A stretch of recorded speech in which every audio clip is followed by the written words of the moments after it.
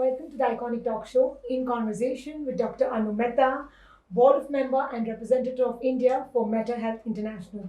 A warm welcome to the Iconic Talk Show, Dr. Mehta. Thank you, Niraalee, for calling me here. Thank you. It's my absolute pleasure. Thank you so much. We are honored to have you on board. Thank you again. Can you kindly share your journey with Mehta Health? So when you're talking about journey with Mehta Health, it's basically not just with Mehta Health. It's a journey that I went along with everything else like in my life. So the brilliant part of it was that with Mehta Health, I was able to get over abuse that had happened to me at the age of 6. Okay, so it all started in a sequence. I met Carl Dawson, I met Richard Flook, I met different mentors in my life came at the time when we were moving from Czech Republic back to India. Now, this is also the time when I was attending Carl Dawson's first class of matrix re-imprinting. Richard Flook was there, and in Czech Republic, they don't speak in English. And yet I had, kind of pulled these beautiful mentors in my life. When you are sexually touched at that tender age, you can't make sense of what's happening. And at the time, I was about 40, 45, and when I recovered these memories back, it kind of felt as if my whole world had fallen apart. Because in between, there was no memory. I knew something had happened, but I didn't have the exact memory of what had happened. Yeah. Now, it was basically searching for myself back again that led me into finding all these mentors who then took me through a journey of what a disease could be like if I didn't solve the conflict that was lying right inside me. And in the process of finding myself, I found, क्या कहते हैं, जैसे खुदा मिल गया. Right. I literally felt as if God held my hand and said, "This is for you. Go ahead and help others who are in the same predisposition or similar predisposition as you, who are finding themselves." I'm not just talking about abuse, I'm talking about who are finding themselves. And in the last 14 years that I've worked in India, I've found that my journey with Mehta Health has been nothing less of a miracle. Yeah, so it just helped me to kind of find peace within myself. The quest for your own why? I don't think I'd taken myself seriously, ever, Right.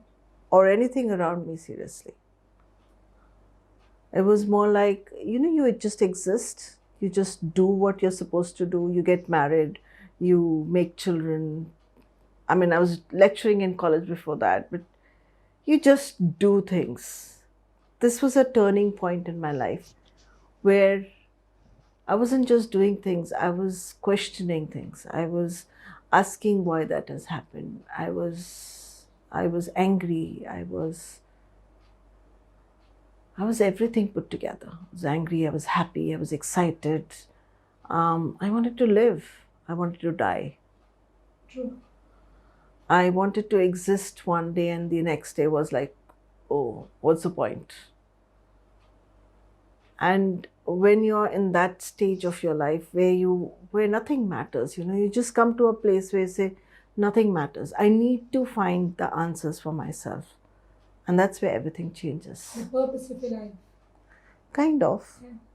I resonate with you because even I've had a rough patch from 2010 to 2018. And that's when even my search for my own path led me where I am today. Wow. Yeah. What is Mehta Health? So, you know what's health, right? Absolutely. So, health is when people describe that you should be fit, but most of the people don't even realize that just because they don't have a tag, just because they didn't visit a doctor, or even if they did visit the doctor, your blood pressure is on a borderline. So you say, oh, I'm not unwell. My sugar level's on borderline. I'm not unwell. But doesn't it start much before that? So Meta is giving you a broader perspective, a broad understanding of what disease is. And if you break down the word disease, you simply have to sit down and ask yourself, what in your life you're not comfortable about? What in your life is not okay with you? And that started long before your disease ever walked in. So disease is, if you really want to decode a disease, you need to really visit and ask yourself those tough questions. What am I not comfortable about? This relationship is not working. Am I pulling this relationship? Am I pulling this job constantly? Am I just pretending to smile? What is it that I'm doing that's not in touch with, I wouldn't say life purpose, because that's such a big word and it's so glorified. I only understand very simply that if you have hunger, then what's that hunger like? You have to eat 3 times a day. So 3 times a day, ask yourself, what are you not comfortable with? And you'll find your answers. If you can make yourself comfortable, great. Don't compromise. If you can't make yourself comfortable, run. Don't stay in the situation. But if you've decided to stay in the situation just because you're going to make other people in your life comfortable, then take precautions, because you know that you're heading a disease. And that's what Meta Health is all about. We try to find out the meta that's above, the reason why someone has continued being in that discomfort. And sometimes you're chronically in that discomfort for years and years and years and years. And then your skeletal system, your blood system, your skin, your just kind of falls flat, and you just don't know what else to do. Yeah. So that's what is Meta Health. Thank you so much for the knowledge, because I did not know what Meta Health was. And thank you for adding the ray of knowledge into my life on Meta Health. You've been conducting a lot of training programs. Yes. Right? So what is emotional freedom technique?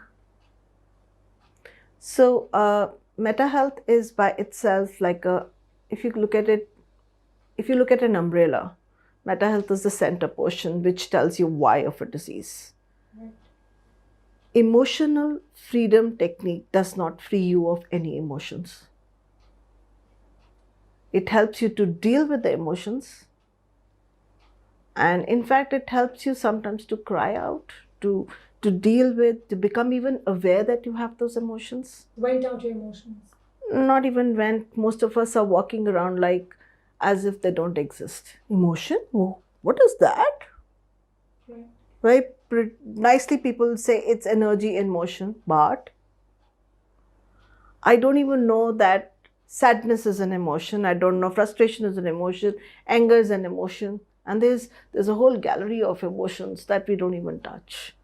True. So emotional freedom technique is a simple tapping technique, just tapping on certain points which help you to ease out your meridians of the body and help you to remove the blockages of your body. With the simple tapping can change your blood reports, my father who was ailing and couldn't speak, all he did was just tap. You don't even need the statements. Of course, if you want to do therapy, then you need the statements and the whole process. Right. So very simply, emotional freedom technique is that therapy that we could attach with after finding out what is the reason of a disease, and then you have a therapy that will help you to deal with that, because at the end of it, it's a suppressed emotion. Right. You're suppressing something, and that needs to walk out of your body, not really walk out, transform. I would say when you let go of your sadness, would you invite back in your life? Because you can't leave that place just like that. Yeah. So I hope I've been able to explain that. And tapping points could be right from here to top of the head, eyes, side. These are just various tapping points. It's the movement thing when you stand straight and you're bending your knees and putting the motion from your knees back and front and then tapping all over. Not really. You don't need to do that. You can be lying down on top of a cloud and tapping. There's no sequence per se, and I could just tap on one point. I could tap on my whole. So when they began with the tapping, they kind of created 200 and odd points. Now you're not going to tap on all those points. Right. So really you tap on around 13 or 14 points. And sometimes when you're using a higher level of EFT, which is matrix re-imprinting, I won't call it higher level or lower level, but a different kind or different technique. We hardly use a few points on which you're tapping, and you can still get an amazing result. So when a patient comes to you for training, is the training program also duration of the program? When you're taking Meta Health, so I began with Meta Health first. Right. It's level 1, level 2, level 3 in India. Different phases. Right. So level 1 is around 2 days. Level 3, right now because of the COVID, we started it online. So it's actually 12 hours. And then we take in India about 5 days for level 2 and then 5 days for level 3. So what it has is, Meta Health has, in the first 2 days, you talk about embryology, you talk about various, it's got science-based, it's got about the brain, it's slightly intellectual way of going about it. Yeah. And you're talking about conflicts, you're talking about what's really causing the issue, and in-depth process along with therapies that we give you in the first 2 days. Then you like it, you go in-depth into it. And the best or the most favorite part of mine is the third level. Actually, the second and the third level is integrated together. So we call it the A and the B module, which gives you the practitioner's view. And this is full of what mental health is all about. Like, what is bipolarity? What is psychosis? What are the different terminologies that you're looking at? Why someone would go out, why someone who has never cheated on his wife or on her husband would suddenly go out shopping and get drunk and cheat and come back home and feel nothing. Absolutely. And why would that happen suddenly? Why would someone, get into homosexuality? Why would someone suddenly want to give up on life and sit down and want to commit suicide? It's fascinating why someone would want to cut himself and commit suicide, and the other one would want to hang, and maybe the third one would want to have pills. And so the answers are lying down in the story of Meta Health. With matrix re-imprinting and EFT, we have 3 days of level 1 and level 2 of EFT, and then we have for India 4 days of matrix re-imprinting, which is a higher level. It's advanced level? It's an advanced level, and we do it together. And the difference here is that matrix, as you call it, is talking about all of us being in pool of energy. That's the matrix, the network. Re-imprinting, re means doing it again. Printing means something that was back in time that you're not happy with. Let's say something happened to you at the age of 1. How much of a memory are you going to have of it? So the perceptions that we created at 1, we're still carrying it at maybe 51, 52, 81, 82. And people are still living their life with the understandings that they got at 1 year of age. And so the baggage just goes on. The baggage goes on. Absolutely. And all you do is you go back, really do the cleaning process there, recreate new understandings, and then re-imprint the whole scene, which means create a scene which now tells your psyche and your mind that all is well.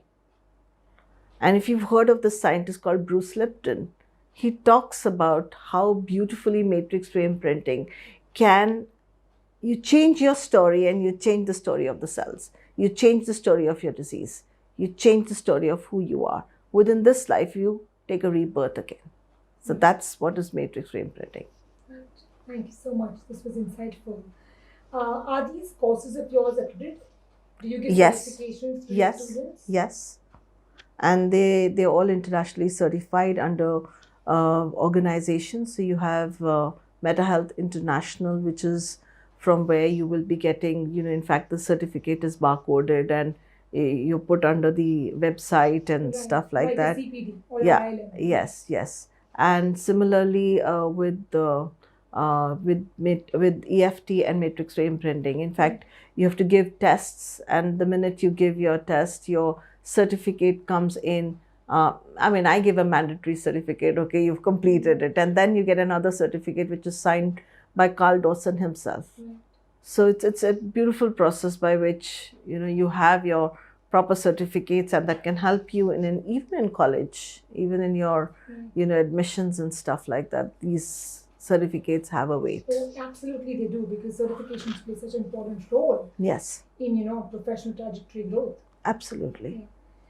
When you talk about the certifications and the accreditations, when the participants and students, of course, give the exams and leave your institute, do you give any hand-holding support or mentoring support? Absolutely, because after this, it's not that, oh, you've done this and you're done with. Yeah. We have what is called supervisions, and we meet maybe every Thursday, not maybe in person, but over the Zoom. Yeah. And if you need anything, it's like almost after the program is done, you still have about 6 months of those supervisions going on, where people are connecting with each other.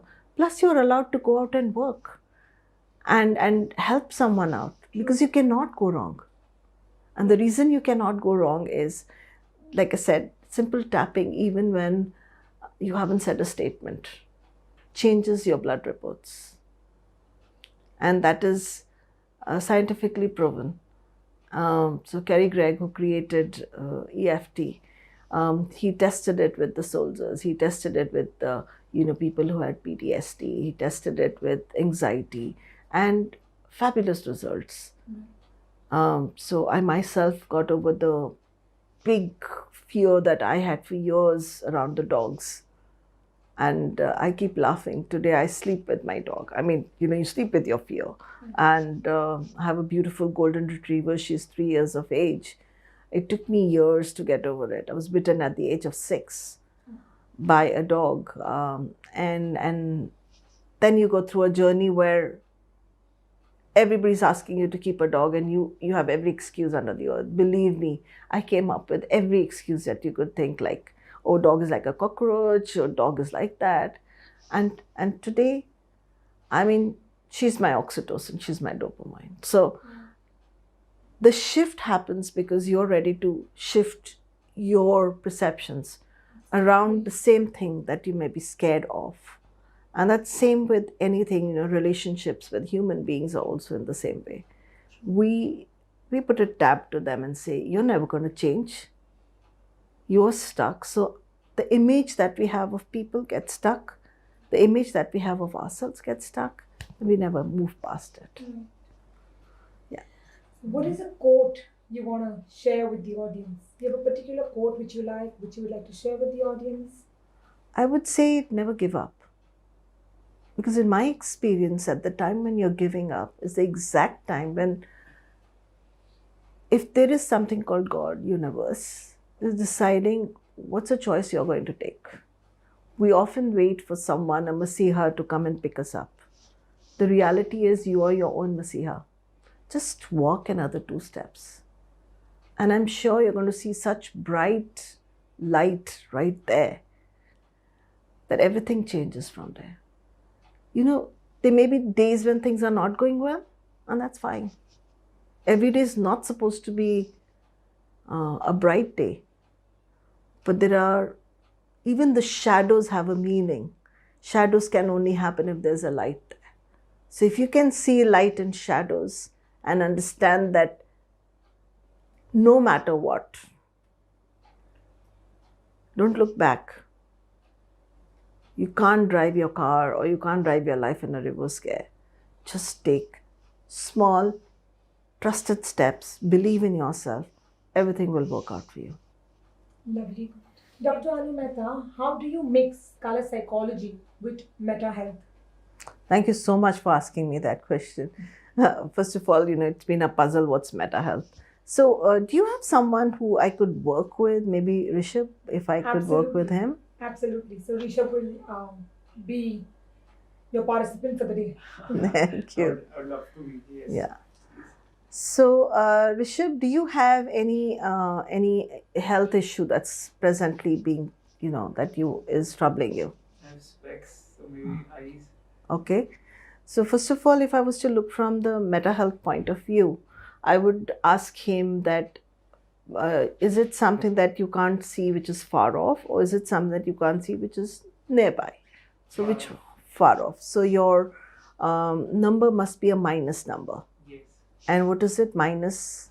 -3, I guess. Is it in both the eyes? Yes, both the eyes. Do you also have cylindrical number? I might have. I had no. You have no idea. Yes. Okay. Since when do you have the eye problem? When I was in 5th standard. Okay. So first let's hear vocabulary. If I'm hearing, I'm saying, what is it? Where do you have the I problem? So I is to do with the identity, with I as a problem. And if I'm looking and breaking the I and I, E plus YES, it sounds like E plus yes. And E could represent over here certain ego, something around our ego that's not functioning, that I want other people to say yes to me. Something around our expectations that I want people to say yes to me. Something around my emotions that have been suppressed. But because this is to do with something that's far off, we know that it's not connected with his mom. We also know it's not connected with someone who is very close to, because he's not rejecting that person he's rejecting what is far off. And if he's rejecting what is far off, then it's someone in his unit. It could have been someone at that time when he started getting the specs, who he felt was an authority figure maybe, who was stopping him from doing something that he wanted to do or see something that he wanted to see. Anything that comes up for you when I say this? Yes. What would that be? Because when I was in 5th standard, there was this taboo kind of thing in my mind only, because in the class no one used to wear specs. So I thought that I'm the only one and I'll be the odd man out. Right. Yes, this was something which was bothering me. So how do you feel when you feel you're an odd person out? Yes, it did feel awkward at that time. Okay. Because, when no one is doing something and I'm the only one who's, wearing. So in my mind, when I started wearing specs, it was hard for me to go to school for like a weekend too. Okay. So this was something. So it was hard for you to go to school because?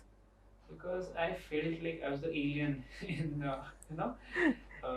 wearing specs to accept myself in a Okay. very new way. Okay. So imagine you're going back to that time, and I'm going to use 4 colors right now. And imagine if you were in the shoes of that younger you at that time. The younger Rishabh, who doesn't want to go to school, who's got this, chashma ka problem and doesn't want to go to school. Now, just think of this beautiful, gorgeous orange color of the oranges, the yellow of the sunlight, Okay. or the green of the first leaves that are coming on and the blue of your coat.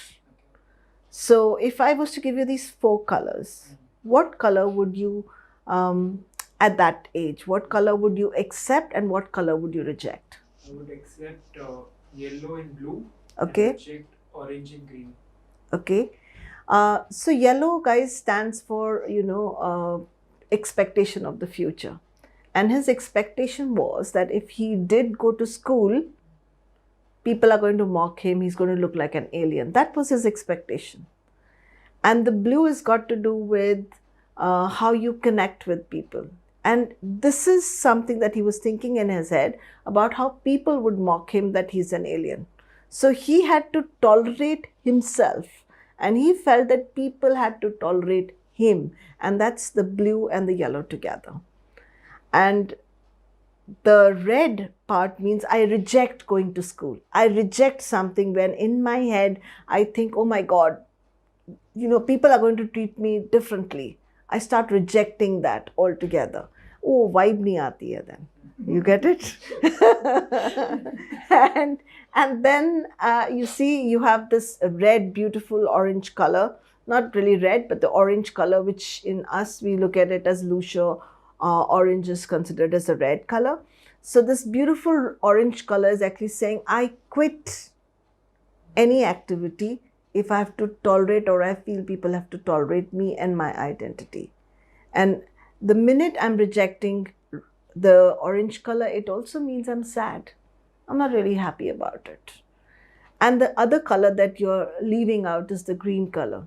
The green is talking about how you don't feel respected. Nobody wants to be called an alien. So when red and green is together, it's about responsibility. So what strikes you, Rishabh, when I'm talking about responsibility?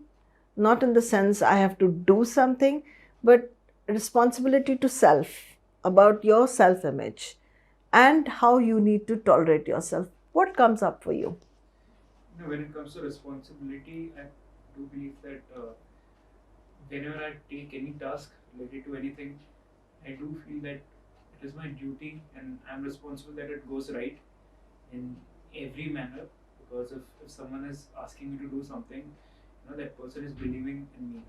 I don't want to let that person down in any way. So, right. Yes, Here is words. I don't want people to feel that I have let them down. That's -3. Okay? Like I'm giving them a minus effect. I'm giving them less than they expected me to give them. It's like taking a ball and trying to put it in the and you don't reach, or you reach beyond, or you reach not where you're supposed to reach. Somewhere you're feeling you're disappointing people. And has that happened often in your life? Yes, because I do believe that whatever I do, there's a bit of perfectionist which is lagging. Even if I do something, I do believe after a while that I could have done better in many sense. Right. So it's your expectations. Yes, expectations. It's your ego. I'll not say ego, but yes, expectation, because I think I can do a lot better when it comes to doing anything, even this podcast, my music, writing, anything. Wonderful. So if you could just pick up that expectation and tell us what really is your expectation. Expectation in the sense, I'll talk about iconic talk show. Like even after any episode which goes online, I do feel I could have asked better questions. The editing could have been done in a more subtle way. I do question myself a lot. Like what more I could have added into this. What more I could have done here. Okay. How can you still use this but do it differently?